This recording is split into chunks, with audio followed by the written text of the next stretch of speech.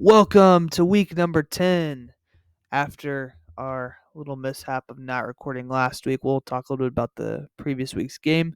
But welcome to week 10 for Turn Up, Bear Down. I'm here with the great legend himself in a Chicago Bears onesie, Matt Jansen, even though it's like 70 degrees tonight. What's Yeah. up? Glad I'm here. College basketball's back. You got Chicago Bears football on a Thursday. Got a little action on a Tuesday. Wow. Lot going on this week. Yeah, we're shooting early this week to make sure we get out to our viewers. We know they love to tune in, especially a Thursday night game. This literally is the worst Thursday night game you could possibly have. In This is fact, rough. This is a battle of two 7-loss teams. So yeah. kind of the suckable, if you may. Yeah. In some ways, though, it could be the best thing for the Bears. If it's possible, would you like to see a tie in this game? It would for draft's Yeah. sake. For draft's sake. Yeah, this is for the. I mean, I don't want to say the Caleb Williams because they're not. They don't want Caleb Williams, and I don't think we do. I think he's going to New York, but Well, they can't do that's beside. anything. They can't do anything No, because we have their yeah, pick. no, So I know they're not in it, but this is battle of the punch bowl turds, so to speak. So yeah, no, I'll take a tie as long as my parlay's hit. I'll take a tie. all right, let's get into last week. So we've been talking about the Chiefs this year too for our weekly recaps. I am curious, kind of on your thoughts with the Germany game. All I know is when I wasn't watching it because I was at a baptism, the Chiefs were up 21-0, and so I was like, "Wow, what a game!" Looking at the highlights, obviously on here I have a picture of the lateral on the Tyreek Hill fumble and the touchdown. That was one of the more impressive plays I've seen all year, I would say. That's Um, cool. and a lot of people are curious about the whole Germany thing, but hey, the NFL is making money, making money. So, anyway, you got any other thoughts on the Chiefs game? It looked like the Yeah, Dolphins had a chance there, and then they kind of fell apart, just like the Cowboys did in that game.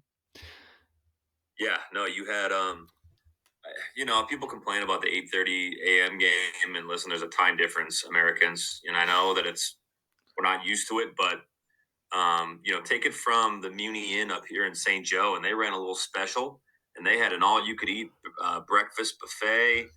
At 8:30 a.m., biscuits and gravy, eggs, pancakes, toast, you name it, and they had like themselves a little Chiefs early breakfast, at their at that fine establishment off Mitchell Avenue. So, Yeah, um, a local plug. it's early, but the NFL is expanding. I'm glad that there's people from other countries that are getting into it and can get addicted like we all are. Hmm. And as far as the rest of the league, yeah, that lateral was pretty sick. Remind me of in the backyard back in the day. But but as far as the rest of the league, you saw Joe Burrow beat Josh Allen, um, and you saw Dak Prescott and the Cowboys have a chance to beat the Eagles. You're at the 7-yard line with 27 seconds left. You take a sack, you end up having to throw kind of a goal line Hail Mary to CeeDee Lamb, and so those were intriguing games. I mean, really, the Cowboys had a chance to kind of get the monkey off their back, which I think would have been really big for them. But Yeah, those are some games that I really paid attention to over the weekend.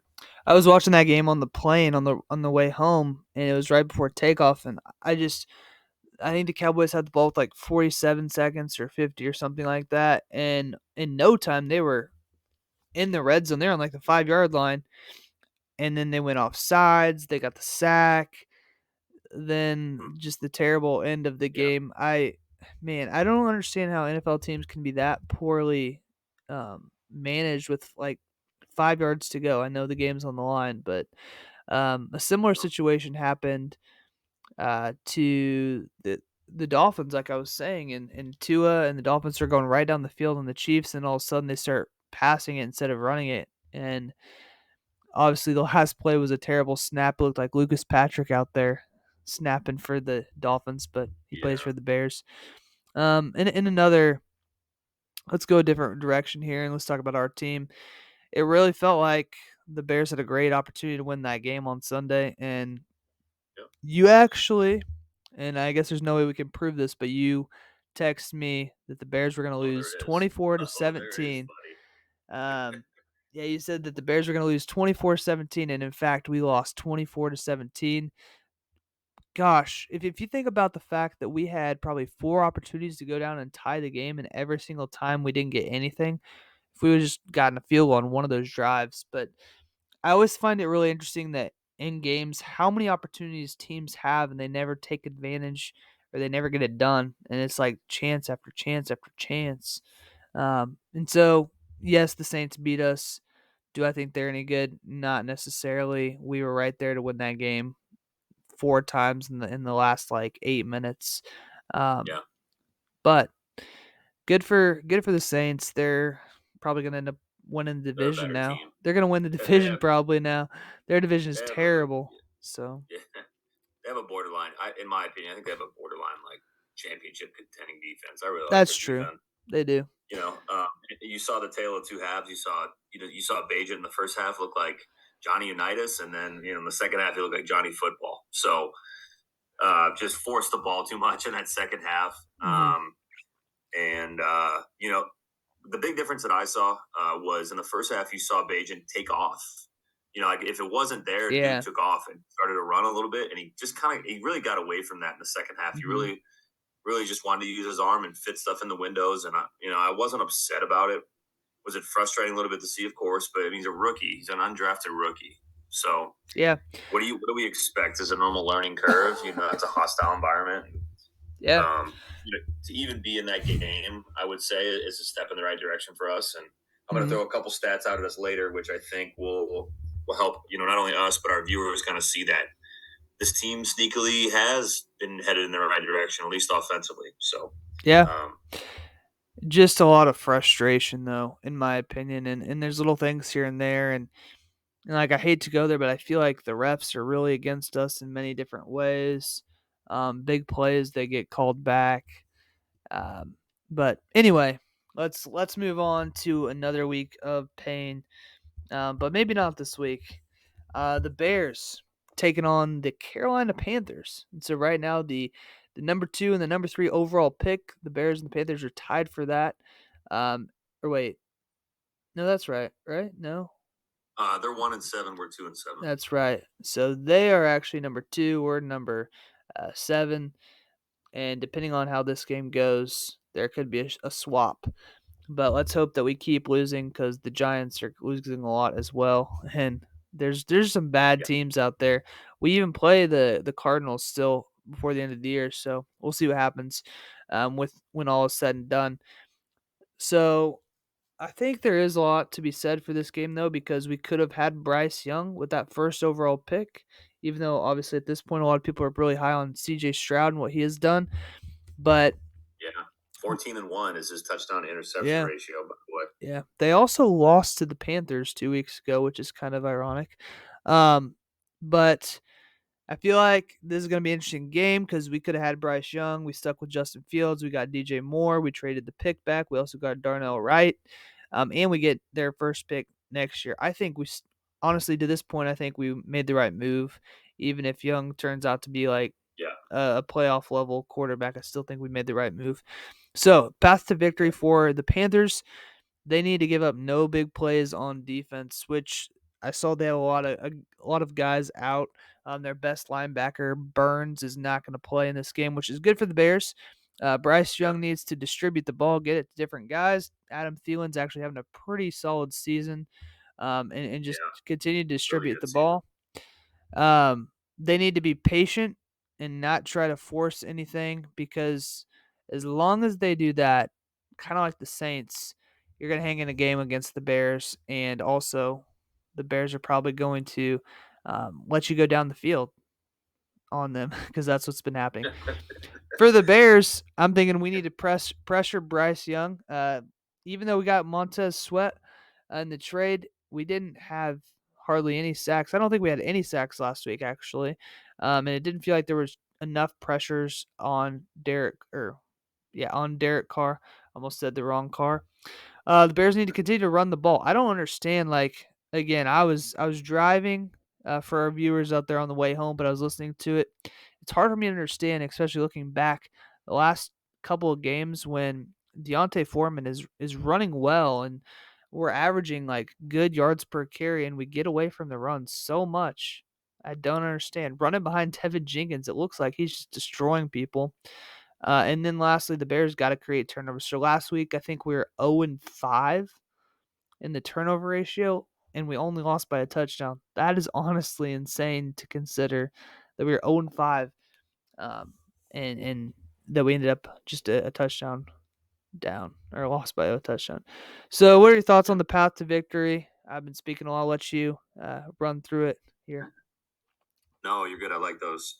And to your point, Bears defense held its own in that game. All things considered, like you said, giving up 5 turnovers and really only being down a touchdown, the total being 24. Really only giving up 7 points in the second half, and you factor in that Alvin Kamara doesn't touch pay dirt. He really wasn't that much of a factor in the game. He really wasn't. Either was Michael Thomas. So they did a good job with that. A couple things I have for path to the victory. Like you said, run more effectively. We're second in the NFL in rush yards with 1,218. And again, sixth in yard per carry, 4.6. So those numbers look good. They don't always look as functional. Like those numbers don't always seem functional to me. Like I know that we run the ball well because we have running quarterbacks. I know that we've had some good weeks. Um, but like that's great to have 4.6 yards to carry. Like if you're not extending drives, if you're not getting first downs, if you're not getting Yeah, 6 to 7 yards on first down, it really doesn't matter. It's just yards, just garbage stats. that is So impressive though, because like Justin Fields has missed 3 games, right? So true. he's Yep. missed 3 games, really 3.5 at this point, and yet we are still a top 5 team in running because we're not getting like all the Fields runs like we were last year. So it really is the backs, and Herbert's been out, and so we've had like basically third and fourth string guys in there running the ball. Right. And I think, if anything, this is kind of off script here, but I think Devontae Foreman kind of shows you, like, I know you're probably high on Khalil Herbert. I'm not that high on him. Like, I just think he's a guy who's let his rookie contract run out, and you don't have to overpay for him. Like, I don't think I think he's pretty scheme dependent. I think he's just a average NFL running back, so no reason to sink any money into him moving forward, in my opinion. But just kind of getting back to it again, taking care of the ball, especially against the Panthers. Not an offensive juggernaut, low in a lot of categories. Really, there's only one person, and it's Adam Thielen that you have to shut down in that game. You just can't let DJ Chark get big chunk plays, but just shut Adam Thielen down as much as possible, jam him up, be physical. He does not have the step that he used to have. And then just offensively, get the ball out quick. I think we saw when Tyler Bagent was making quick reads, we had success. Like we had touchdown drives. The ball's getting out to Komet, ball's getting out to DJ Moore, Darnell Mooney. I mean, it was just get the ball out quick or run is what I'm going with there. And then defensively, got to get to Bryce Young. We are obviously last in the NFL with sacks. How many sacks do you think we have, Scott? It's like 8 or 10. It's 10, and that is 5 less than any other team. So we have 10 total sacks, which brings me to my next point. Time to get sweaty. I know you like that word play there with Montez Sweat. Got to get to him, and I think like just feeding DJ more. What we can't forget is that don't forget the human element in this is that this is a DJ Moore revenge game. He wants to show the Panthers that they made a mistake and that they should have locked him up and signed him and I don't know, maybe he would have felt better with them drafting. I think he's a year late with moving, but I'm glad we have him. So try to feed more of the ball early.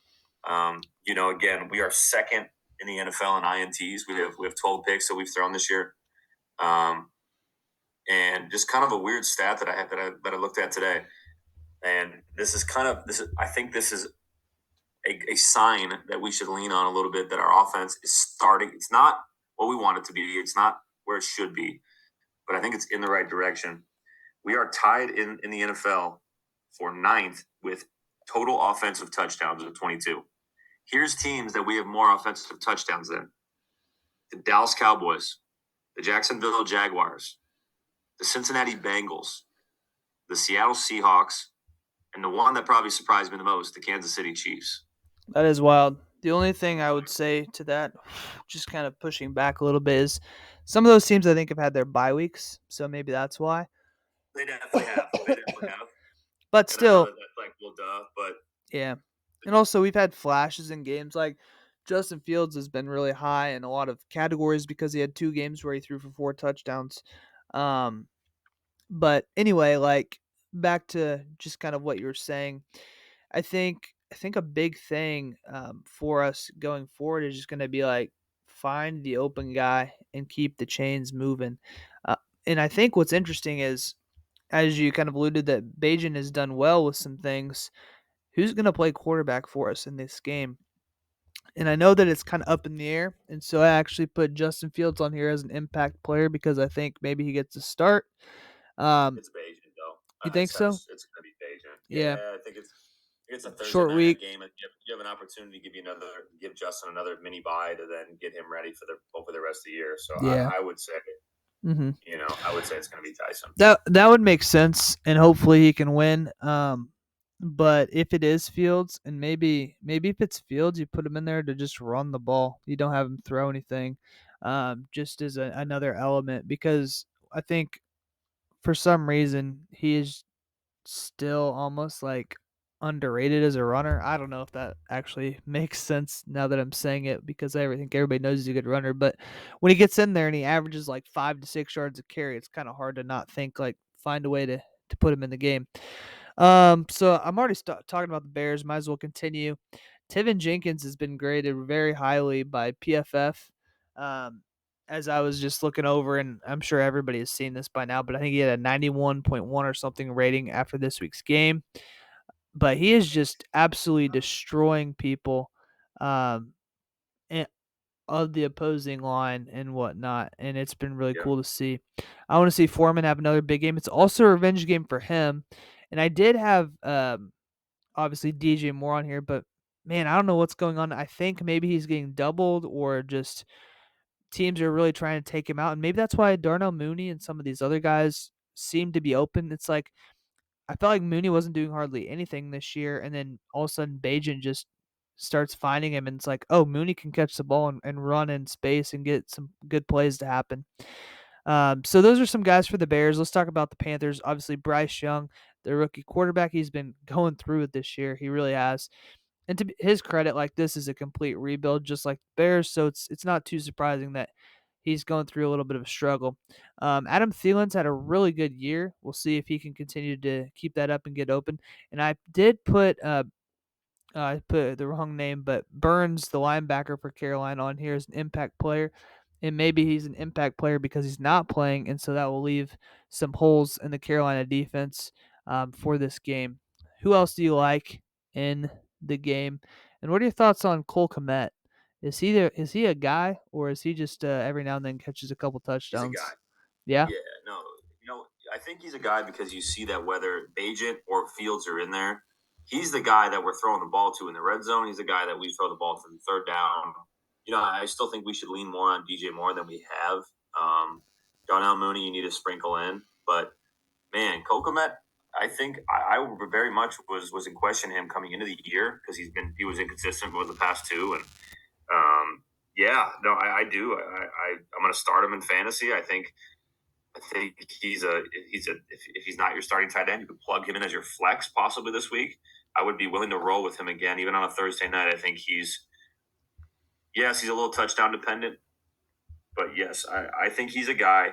I'm also taking his receiving prop tomorrow. It's at about 35, 37 yards and a half tomorrow. So 35 to 37 yards on DraftKings. That's easy money, boys. Go ahead and check that one off. Build that in your parlay. So yes, I'm feeling very good about him. Also, definitely need to feed, like I said, feed DJ more. On the other side, it's Thielen. I worry that we're going to spend a lot of attention on Thielen, and they're going to be one on one with DJ Chark. And then the last thing, just because we've kind of let some backs get. Besides last week, I think we've let backs kind of get after us a little bit. Is Miles Sanders? Dude does run hard. He catches balls in the passing game. He's definitely a player that could explode at any point. I know he's pretty inconsistent, but He has the ability to. He's got that big playability. He's got a lot of explosiveness. So those are some guys that I'm seeing. Also, I'm just going to go ahead and plug that in there. Tomorrow, or excuse me, Thursday is the day you take the field goal prop, guys. It's going to be at 3.5. You need to hammer that. Put your house on it. 3.5. Over 3.5 field goals in a game with the Panthers and the Bears will hit 60% of the time every time. Okay, so you keep that in mind. I would very, very much look into that. Wow. All right. What do you think of the Bears wearing their orange uniforms in this one? Because we I were love it. texting about it earlier, but It's my favorite uniform. I'm My not a favorite big uniform. fan. You like the orange on orange? Nah, I don't love the orange helmet, but I do like the orange jersey. I mean, I don't know. I just like when it's worn at Soldier. It's beautiful. I mean, Uh, it yeah. rivals the Mona Lisa. Oh wow. I do like. I think what would be really cool is and I guess you can't do this. So I saw this in like a practice a couple weeks ago, but the orange helmet with the navy I think would be really sweet. Actually, It's raw. I Yeah, think it's that'd be raw. cool. You could even do like navy or orange helmet, navy shirt, maybe orange pants. That'd be crazy. It'd be like Illinois or something out there. But I That's think all right. I think it could work. But I guess the NFL says your alternate helmet has to match your alternate jersey with your alternate jersey, and you have to wear them Why are together. they making rules? Why do they make I rules don't about that? know. Why does it really matter? It doesn't. It's Yeah. all the same company providing it. So one But more thing before we get off yeah. impact players, I'm calling off the defense, man, because the defense the defense is going to determine this game, I think, on either side. I think both offenses are going to have some flashes. Both offenses are going to be stagnant. It's going to come down to the defense. The Bears are second most in the NFL at giving up passing yards. We've given up the second most passing yards in the NFL. We have given up the most TDs. Pat, no, just most TDs in general. 20. We've given up 20 TDs so far, and we've given up the second most first down. So big weakness for us. It's kind of weird saying that, right? Our defense is normally what we hang our head on, but I'm calling the defense out. It's time for them to step up. You got a rookie quarterback with a very bad offensive line, and you have a journeyman at wide receiver that you should be able to shut down and handle. You guys are professional athletes, so let's go, D. Be ready to be disappointed. Mhm. All right. Some specific predictions here. All right. Yeah, I went ahead and threw them in there, but again, you're thinking Bajent. So either or, because Fields and Bajent, everything I'm seeing is they're basically irreplaceable with each other. They're calling the same game plan. I don't know if I fully believe that, but everything I've been reading saying that.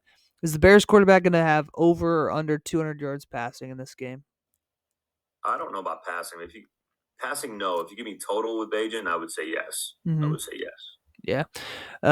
Are the Bears going to rush for over or under 150 yards? They have been rushing for quite a few yards in a lot of these games. I'm surprised we've been losing, but that's kind of back to what you're saying. Like as the league is moving, towards a passing league, we're the only team in the NFL that can't seem to have a lot of yards passing per game. But Bears 150 yards rushing. Yeah, I'm gonna say yeah because we're talking about everybody on offense. So yeah, I'm gonna say we are over. Okay, this is an interesting one. The over under is 40 for this game. I just looked at it. They must be leaning on like both teams having bad defenses. What are you thinking? Is that going to hit? Ooh, excuse me. Gosh, I don't. These games, like these Thursday night games, don't hit on over. So I'm gonna take the under. Yeah. I'm gonna take the under here.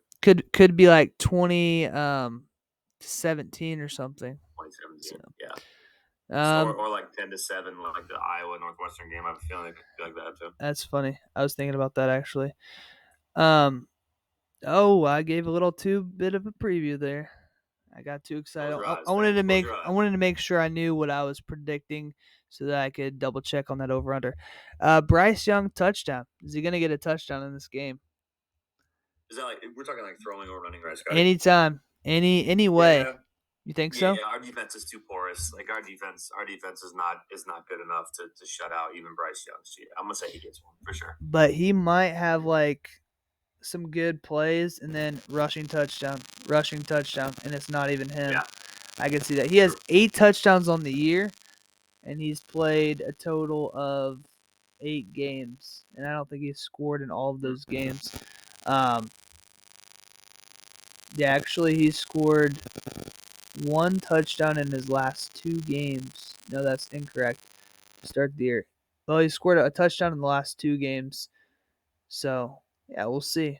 Man, his QBR is not looking so hot, and he's been sacked about 4 to 5 times a game. It also looks like. Okay, Montez Sweat. Is he going to get 1.5 sacks? The over/under is at 1.5. What are you taking on yeah. that? No, I'm gonna say one. I'm gonna say under. Yeah. Yeah, you can get him at it's minus money. It's minus 130 for a sack. But yeah, I definitely think he gets a sack. I don't know about a sack and a half. I also think DeMarcus Walker is due for a sack as well. And where's our boy that we got from the Jags? Ngaku? Ngoku. Where has he been? Ngoku. Ngaku. Where has he been? Man, he's disappeared after having kind of a strong start. So I think Walker gets one. I think Sweat gets one. But I think that's about all we are gonna have tomorrow. All right. You got one? It's time for the I do. stumper. Sweet. Old I know a Stumper. lot about the Panthers, so if Yeah, that's what it's you related to. probably do.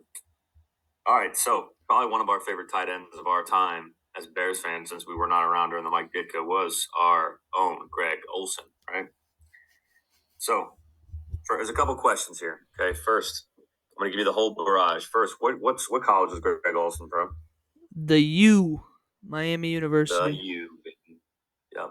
When NILs were happening before NILs, baby. All Oh, right. What round did we draft him in? that would have been the first round, pick number 31, because that was after we lost the Super Bowl to the Indianapolis Colts. Good. Okay. So then we traded him over to the Carolina Panthers because Mike Martz, didn't like him and blah blah Hated blah. him. Hated him. Gosh. So what do we get back in return for him? Shoot. Nothing good. Was it like, do we get any players? You need to tell me that, Stumper. Man, I feel like it was like a 3rd or a 4th round pick. What's your final answer? You need to keep your eyes up on the screen and looking at me, I'm right? gonna say 4th round pick. Okay. So you're wrong. It's okay. It's not because we're gonna get harder. We got him. We got a third round back for him. Okay. So we got a third rounder, just a single third rounder. That makes the trade even worse. Okay. With that pick, who do we turn around and draft in the next year's class? Okay, we had him in 2010 because that was the year that we went to the NFC Championship yep, game. yep, Yep. lost to the Packers. You don't need to say it. Yeah, I shouldn't say that. Um, we drafted. You said it was a running back.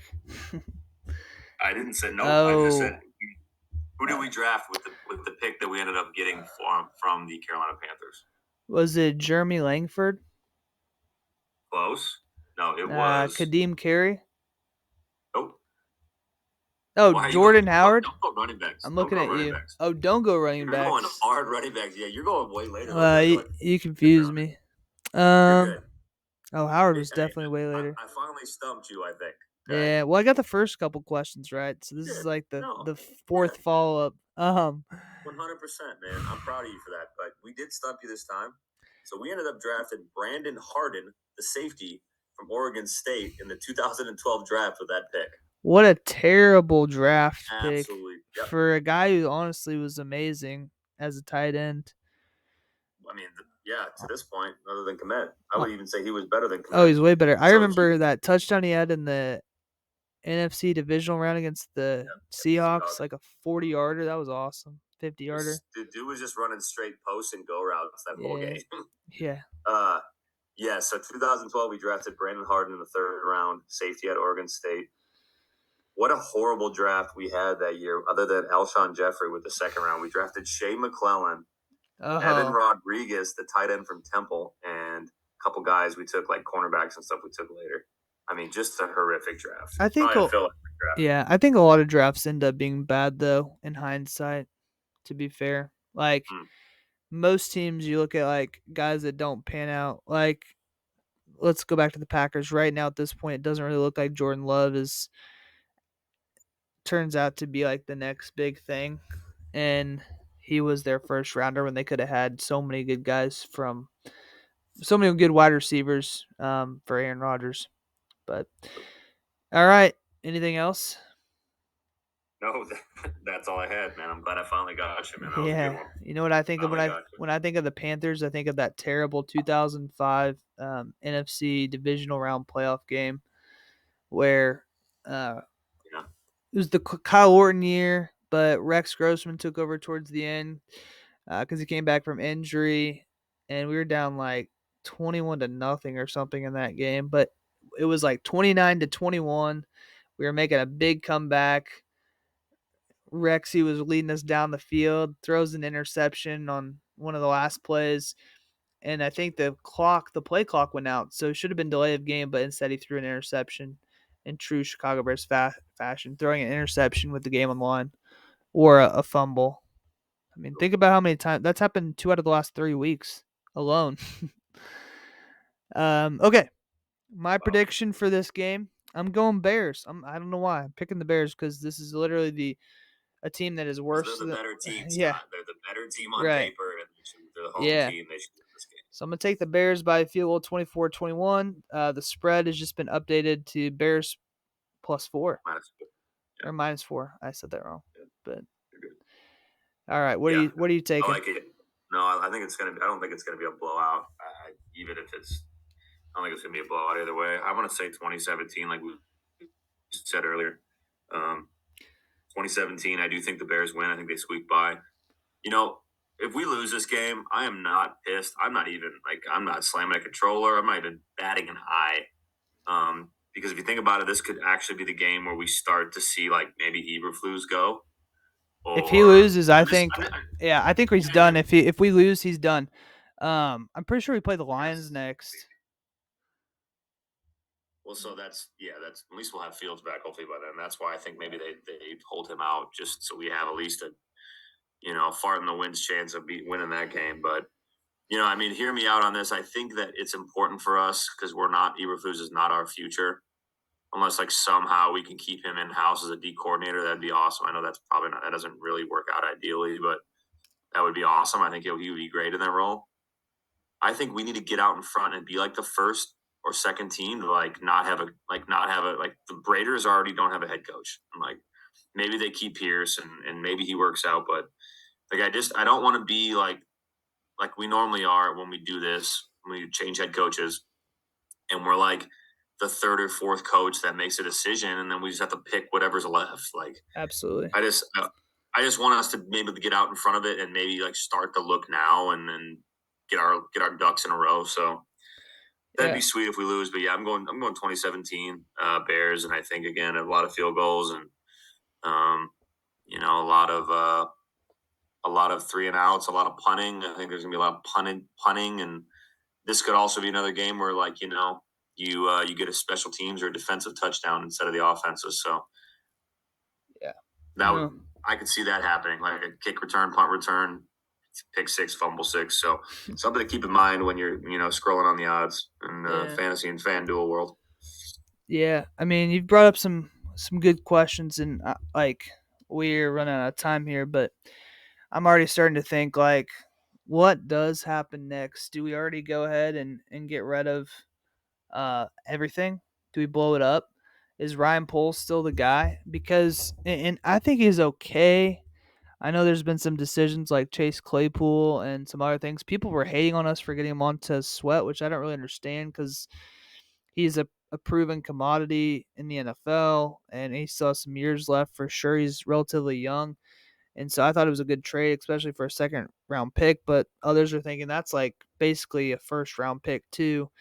Um, anyway, do you think Poles stays around too and Eberflus, or is it time to, if you're going to get rid of Fields and you're going to get rid of your coach, you're going to get rid of everybody. Do you already bring in another GM? And then that just sets the clock back again, and we have to start over. And it's just like, oh my gosh, can we just be good 1 year? No, I think Poles has got more. I think he's got more rope. I think he's relatively safe. I mean, other than the Claypool thing, I don't know. I mean, the DJ Moore thing was smart. I think we have more assets now. This is the second year that we'll have well, no, in the last year we didn't, but yeah, I think finally like we have draft assets. I think it's smart that like I think it's impressive that as a young GM, like he doesn't just sign everybody because he thinks they're good. I think he's like pretty like down, like he understands the worthiness and how contracts work and value. And I like some of his draft picks. Like I don't dislike some of his draft picks, and I don't think it's time to let Justin Fields go. I think that's an absolute mistake. I think he's a guy that again is going to be better in the next few years. I know I said that about Trubisky a little bit, but I still think Justin Fields, we haven't scratched the surface yet. And so I think in a different OC and I think a different head coach, and I think just keep building around him. Just keep building around him. I think you got Komet locked up. DJ Moore's not your guy for a while. Darnell Mooney can be your guy for another year or two. You just keep adding receivers in that group, keep adding playmakers. We still don't have like a legit playmaking running back. We don't. Our defense is bottom five. We have an OC who's good, but he's only had Aaron Rodgers. So Yeah. like we don't have Aaron Rodgers. So I think sometimes he calls and makes decisions based on what he used to have with Aaron Rodgers. So he's not terrible. He's not the worst OC we've ever had, but I will say I just think we just need to shed the